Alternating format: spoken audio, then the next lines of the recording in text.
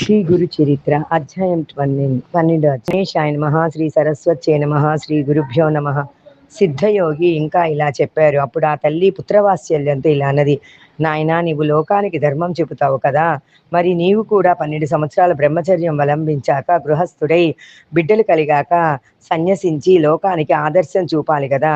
ఇలా క్షణికావేశాల్లో సన్యాసం స్వీకరిస్తే వాసనాక్షయ అమ్మవక మానవులు పతితులవుతారని శాస్త్రాలు హెచ్చరిస్తున్నాయి కదా అని బ్రతిమాలింది. అప్పుడు వటుపైన నరహరి అలనాడు కపిలుడు తల్లికి జ్ఞానోపదేశం చేసిన విధంగా ఆమెకు తత్వమిలా బోధించాడు.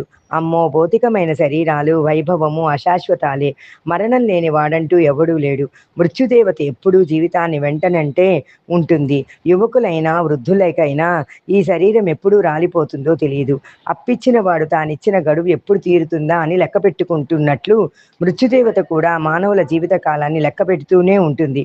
రాత్రి పగలు అన్నవి మానవుని ఆయుర్దాయాన్ని ఎగరగొట్టుకొని పోతూ ఉంటాయి. ఈ శరీరము, భార్యా బిడ్డలు, గృహము, ధనము, జీవితము అశాశ్వతమని మరచి అవే ప్రధానమనుకుని జీవించేవారు పశువుల వంటి వారు కనుక ధర్మాచరణం ఒక్కటే మానవుల కర్తవ్యం. అలాగాక మృత్యువును జయించిన వారు మాత్రమే నీవు చెప్పినట్లు విరామంగా జీవించవచ్చు. కానీ మానవులు కొద్ది నీరు మాత్రమే ఉన్న సరస్సులోని చేపల వంటి వారు. ఈ కొంచెం నీరు ఇంకిపోయాక వాటి గతి ఏమిటి? ఈ కలియుగంలో మానవునికి 100 ఏళ్ళు ఆయుర్ధార్యం. అందులో సగకాలం నిద్రలోనూ బాల్యము పరాధీనతల వల్ల కొంతకాలం గడిచిపోయింది. ఇట్టి జీవితంలో ప్రాప్తించే సంపద క్షణకాలం నుండి వాడిపోయేది. కాలచక్ర గర్భంలోని పిండములను, శిశువులను, బాలురలను, యువకులను, విజ్ఞులను, దేవతలను, సర్వజీవులను మృంగివేస్తుంది. దేని మీదైనా మమకారం పెట్టుకోవడం ఆత్మవంచనే, దుఃఖాన్ని కొని తెచ్చుకోవడమే అవుతుంది. బయట చర్మము, లోపల మాంసము, ఎముకలు, రక్తము గల ఈ శరీరము నీటి బుడగ వంటిది. శరీరము జడము, నశ్వరము, ఆత్మచిత్ స్వస్వరూపము శాశ్వతము. దానికి సుఖదుఖాలు లేవు. ఉన్నాయనుకోవడం అజ్ఞానం మాత్రమే. సద్గురు కటాక్షం వలన మానవుడి మాయను దాటాలి. ఉత్తమమైన మానవ జన్మమెత్తి కూడా ఆత్మకు శ్రేయస్సు చేకూర్చుకొని వాడే నిజమైన ఆత్మవంచకుడు, ఆత్మఘాతకుడు, బ్రహ్మఘాతకుడు కూడా. అమ్మా, ఈ మాట సామాన్యుల విషయంలోనే ఇంత వాస్తవమైతే కారణ జన్మముడైనా నాకేది కర్తవ్యము? విషయ సుఖాలు వదలలేని వారికి నీవు చెప్పినట్లు గృహస్థాశ్రమం తర్వాత సన్యసించడం అనే క్రమం తగ్గి ఉన్నది. నాకట్టి విషయాన వాసనలేవీ లేవు గనక ధీమంతుడైన నాకు ఎట్టి విఘ్నాలు రాజాలు లేవు. నేను బ్రహ్మచర్యాశ్రమం నుండే సన్యాసం తీసుకుంటాను. నన్ను ధ్యానిస్తూ ఉండు, సంసారాన్ని దాటగలవు అని యశోదకు బాలకృష్ణుడు చెప్పినట్లు తన దివ్య రూపాన్ని దర్శింపజేశాడు. ఆయన ప్రసాదించిన యోగ దృష్టితో ఆమె మూర్తిని కన్నులారా దర్శించి ఇలా అన్నది, స్వామి, నీవు పుట్టుక లేని వాడవు. బ్రహ్మాండాలన్నీ నీలోనే ఉన్నాయి. బ్రహ్మకు కూడా నీ గుణరూపాలు కొంచెమైనా తెలియరానివి. మాయామోహితురాలైన మానవ స్త్రీని నాకెలా తెలుస్తాయి? ఈ జ్ఞానమైన నీవను గ్రహించినదే. నీవు సత్య సంకల్పుడవు. నీ సంకల్పానికి నేనడ్డు చెప్పను. లోకహితం చేయడానికి అవతరించిన నిన్ను నా పుత్రుడు అని తలచి ఇంట కట్టి పెట్టుకొనడు తగదు. అయితే నీ యొక్క ఈ దివ్యమైన ఆకారం నా మనస్సులో స్థిరంగా నిలిచేటట్లు అనుగ్రహించు. నాకింకా పుత్రులు కలుగుతారన్నావు. మాకింకొక బిడ్డ పుట్టేవరకైనా నీవిక్కడే ఉండు. అప్పటి వరకు సన్యసించడానికి నేను అనుమతించను. నీవు నా మాట వినకుండా వెళ్ళిపోతే నేను మరణిస్తాను. నిన్ను విడిచి నేను బ్రతకలేను అని ప్రార్థించింది. అప్పుడు శ్రీహరి, అమ్మ, నీకొక సంవత్సరంలోగా కమలలు పుడతారు. అంతవరకు ఉంటాను, కానీ ఆ తర్వాత నా సంకల్పానికి అడ్డు చెప్పకూడదు అని ఆమె వద్ద మాట తీసుకున్నాడు. పరమేశ్వరుడు అన్న జ్ఞానంతోనే స్వామిని ఆ దంపతులు నిత్యము ఆర్చిస్తూ ఉండేవారు. చతుర్వేద పారంగతులు, షట్శస్త్ర నిపుణులు కూడా ఆయన వద్ద విద్యార్థులై కృతార్థులయ్యారు. ఆయన ఎందరికో వేదాలు బోధించేవారు. పామరులకు ఆయన ధర్మ సూక్ష్మాలు చెప్పేవారు.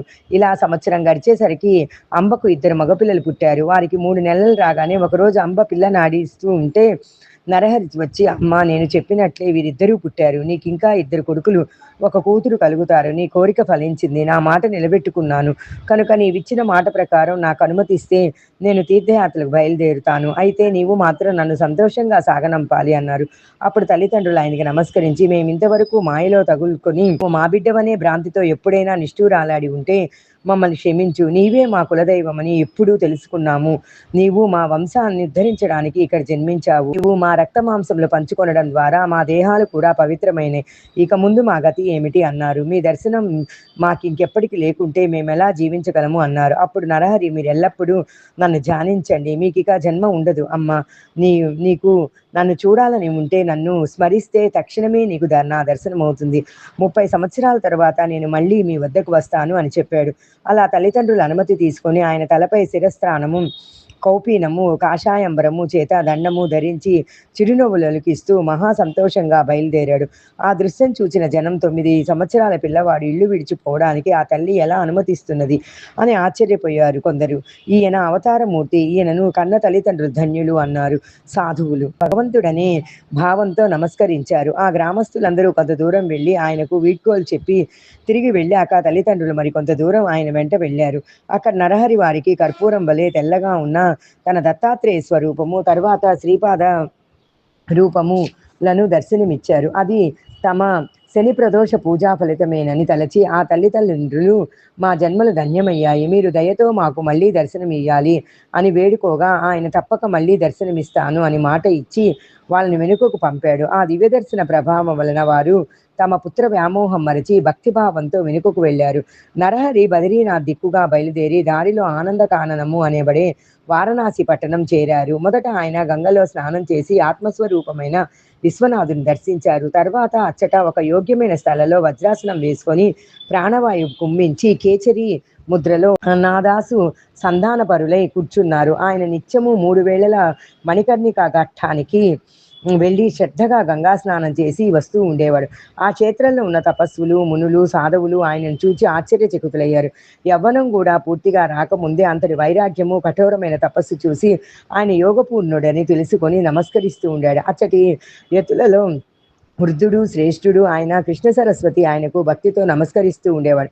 ఆయన సాక్షాత్తు అవతార పురుషుడని, సన్యాస మార్గాన్ని పునరుద్ధరిస్తున్నాడని, ఆయన గురుడైనప్పటికీ లోకోద్ధరణ కోసం మాత్రమే ఆదర్శప్రాయుడైన సాధకునిలా తపస్సు చేస్తున్నాడని, కనుక ఆయన వయసులో చిన్నవారైనా జ్ఞానంలో వృద్ధులే కనుక ఆయనకు యతులు కూడా నమస్కరించవచ్చునని కృష్ణ సరస్వతి చెబుతూ ఉండేవాడు. చివరకు ఆ కృష్ణ సరస్వతి స్వామి ఆదేశానుసారం ఆయన శిష్యులు నరహరి వద్దకు వెళ్ళి నమస్కరించి, స్వామి, మీరు పరమేశ్వరులే గాని మానవ మాతృలు గారు, సజ్జనులను ధర్మాన్ని ఉద్ధరించడానికి భూమిపై అవతరించారు. శ్రీ ఆదిశంకరులు స్థాపించిన సన్యాస మార్గం దాదాపు లుప్తమైంది. దానిని మరలా మీరే నిర్దిష్టం చేసి విస్తరింపచేయాలి.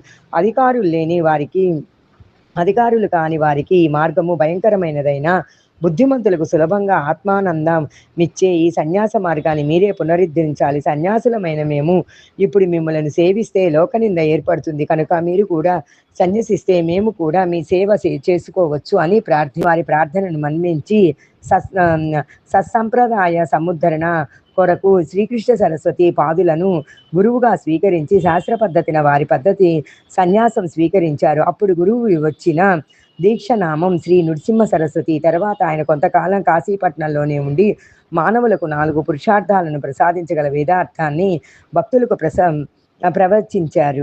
అంతవరకు గురుకథను శ్రద్ధగా వింటున్న నామధారకుడు, స్వామి, నాకు ఒక సందేహం కలుగుతున్నది. విశ్వగురుడైన శ్రీగురునికి ఇంకొకరు గురువు ఎలా కాగలరు?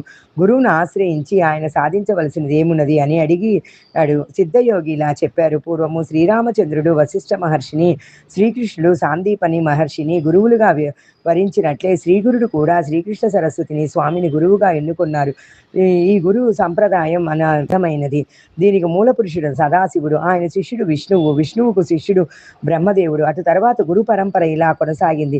బ్రహ్మదేవుడి నుండి వశిష్ఠుడు, శక్తిపరాశరుడు, వ్యాసుడు, సుకుడు, గౌడపాదుడు, గోవింద భగవత్చార్యులు, శంకర భగవత్పాదులు, విశ్వరూపుడు, బోధన జ్ఞానగిరి, సింహగిరి, ఈశ్వర తీర్థుడు, నృసింహతీర్థుడు, విద్యారణ్యుడు, మలయానందుడు, దేవతీర్థుడు, యాదవేంద్ర సరస్వతి, కృష్ణ సరస్వతి, శ్రీకృష్ణ సరస్వతి, శ్రీస్వామియే శ్రీగురుడని ప్రసిద్ధికెక్కిన శ్రీ నృసింహ సరస్వతి స్వామి యొక్క గురువు. తర్వాత శ్రీగురుడు తాము స్వయంగానే పవిత్రులైనప్పటికీ అనేక పుణ్యతీర్థాలు దర్శిస్తూ బదరికాశ్రమం చేరారు. తర్వాత ఆయన మేరు పర్వతానికి ప్రదక్షిణంగా సంచరిస్తూ సర్వక్షేత్రాలు దర్శిస్తూ పుణ్యతీర్థాలలో స్నానం చేస్తూ శిష్యులతో కలిసి గంగాసాగర సంగమం చేరారు.